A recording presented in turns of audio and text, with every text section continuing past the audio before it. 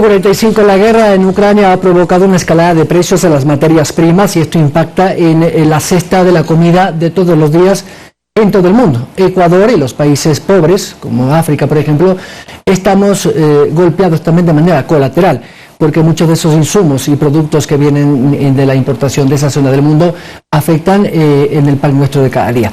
¿Cuál es el reto del gobierno ecuatoriano?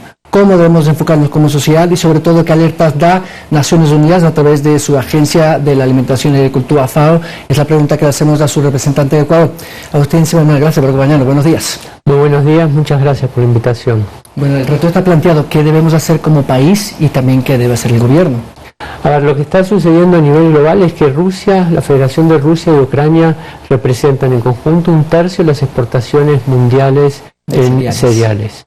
Eso quiere decir que el conflicto obviamente es una disrupción enorme al comercio internacional de productos alimentarios básicos, y esto se da en un contexto en el que los precios tanto de alimentos como de fertilizantes están en un pico histórico.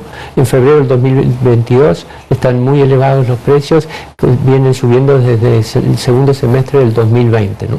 Entonces, lo que implica esto es una disrupción en general al comercio internacional, que en realidad este año lo que estamos viendo es que puede haber una pequeña escasez debido a que todavía hay exportaciones por hacer de estos dos países. Hay unas 7 millones de toneladas cúbicas de trigo y 12 millones de toneladas cúbicas de maíz. Entonces tenemos que ver si con el conflicto se pueden exportar o no. Entonces eso en general es la situación del contexto actual. El tema es que no sabemos cuánto va a durar el conflicto, y allí es la incertidumbre, porque este año esta pequeña estrechez, digamos, de estas exportaciones puede ser suplida por otros países. India, por ejemplo, podría suplir lo que es el trigo, Argentina, Estados Unidos, Brasil, lo que es el maíz, pero si se alarga el conflicto, claro, ahí ya va a haber una escasez grande de producción en la próxima campaña, y ahí el escenario se vuelve aún más complejo. Dentro de las políticas que se promueve a través de la FAO está precisamente las políticas de reemplazo de alimentos como medidas preventivas, por ejemplo, a la escasez. En ese sentido, ¿cuáles son precisamente estas acciones que ustedes recomiendan como institución, como organismo internacional, y que tiene que ir de la mano con las políticas también públicas adoptadas por el gobierno? A ver, ante un shock de este tipo en el mercado internacional de cereales y de aumento de precios, lo que recomienda la FAO primero es la coordinación y de tratar de mantener los flujos comerciales a nivel global funcionando, tanto para los alimentos como para los fertilizantes.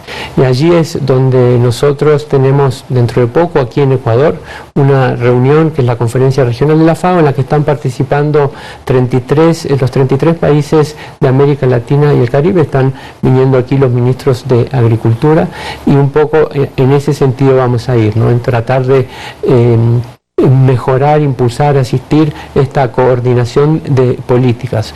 Otra recomendación muy importante es, dado el efecto que a precios elevados, mayor volatilidad puede tener en la seguridad alimentaria, es tener un foco de atención más fuerte en lo que son los grupos vulnerables, ¿no? Eso la FAO siempre lo promueve a través, bueno, del trabajo con la agricultura familiar y campesina, el conectar más directamente a este sector con los consumidores, etcétera, ¿no? Y otra de las recomendaciones que hacemos es que los países eviten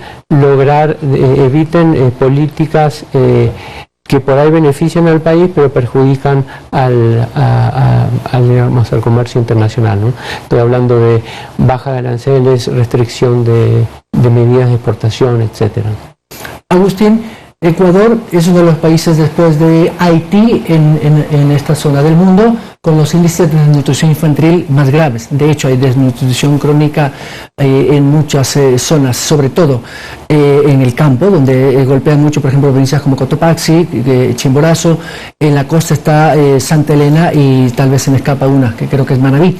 Desde esa óptica, el gobierno trabaja en políticas públicas para disminuir esta brecha, y es uno de los objetivos que tiene el gobierno. Sin embargo, yo no sé si ahí la FAO, por ejemplo, tiene unos indicadores más adecuados. Dicen que de 4 de cada 5 niños en esa zona sufren de desnutrición crónica infantil, pero es un tema súper complejo y estructural. No solamente tiene que ver con la calidad de los alimentos, sino también con saneamiento ambiental, agua potable, acceso a educación y a salud. Es un tema súper integral, es muy complejo. Desde el punto de vista de la Agencia Internacional de Naciones Unidas, cómo se está ayudando perfectamente para también cambiar esos hábitos alimenticios que tiene la población.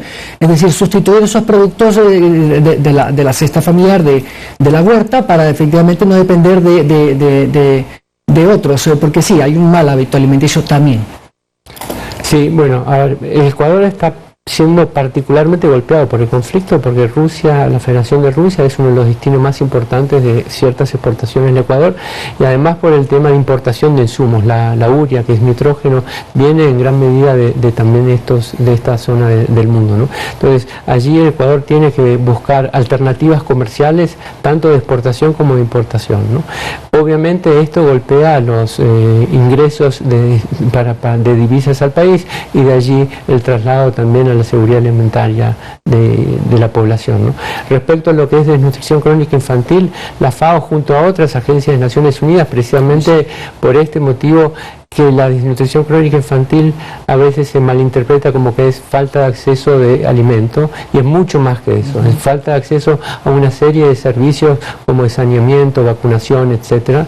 Entonces sí promovemos como Naciones Unidas, junto a UNICEF, el Programa Mundial de Alimentos, la organización, la OMS, promovemos una acción coordinada para abordar este tema. Estamos trabajando con la Secretaría de Ecuador Crece sin Desnutrición, y sobre todo lo que FAO está promoviendo allí es la interacción más articulada a nivel territorial, ¿no? Tenemos lo que son mesas cantonales, y tratar de hacer trabajar a entidades públicas, pero también conectando la agricultura familiar y campesina desde este punto de vista de tener alimentos más, consumo de alimentos frescos, etcétera, ¿no? Entonces un poco nuestra acción como FAO en este tema se está concentrando en este campo. Y dentro de ese trabajo que han realizado como FAO, ¿cuál es la realidad que ven en nuestro país? Si tiene tal vez cifras, si tiene tal vez un análisis acerca de cuál es la investigación que se ha realizado para conocer cuál es la situación real, sobre todo el tema de desnutrición, que es tan grave. A ver, Ecuador es el segundo país con peores o con mayores tasas de desnutrición crónica infantil de toda América Latina y el Caribe. El primero es Guatemala y el segundo es Ecuador. En ese sentido, sí, las cifras son eso: el 25% de los niños menores de 5 años sufren de desnutrición crónica infantil, y esto es una realidad que viene no de ahora, sino de varios años atrás, ¿no? Hay causas estructurales como las que hablamos, ¿no? De falta de acceso a servicios básicos, y eso es lo que tenemos que focalizarnos ahora. Sobre todo lo que veíamos de FAO es el tema de falta de articulación a nivel cantonal, a nivel territorial, ¿no? Sí hay políticas, sí ha habido políticas, sí se ha puesto en la agenda política como una prioridad, pero hasta que no se baja a territorio, hasta que no se trabaja de forma articulada en territorio, es difícil que disminuyan los índices de nutrición crónica infantil. Hay ejemplos exitosos de países vecinos. Perú, por ejemplo, logró en 10 años reducir sustancialmente las tasas de desnutrición crónica infantil, poco con este enfoque de actuación a nivel más territorial, ¿no? Y ahora en esta conferencia de FAO de las Américas que se realizará aquí en Quito, por ejemplo, ha cambiado la agenda, me imagino yo, y solo como una idea.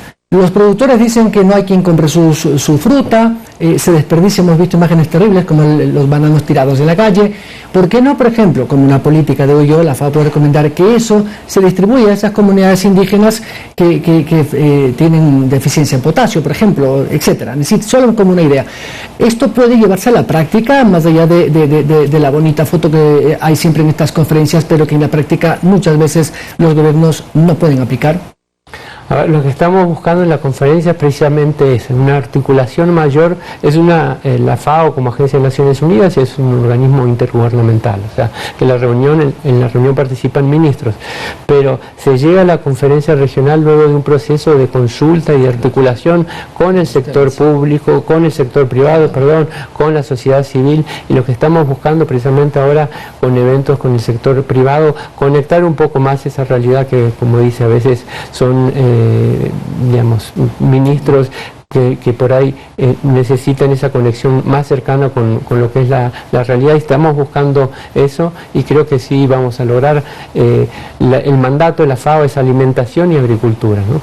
Y lo que nosotros llamamos un sistema agroalimentario, que hoy están bajo presión por la crisis alimentaria, por el COVID, aumento de precios, mayor volatilidad. En el caso de Ecuador en particular está todo el tema también sanitario, con la amenaza de presencia del Fusarium, que sería un golpe también tremendo al tema del banano y los medios de vida de los agricultores.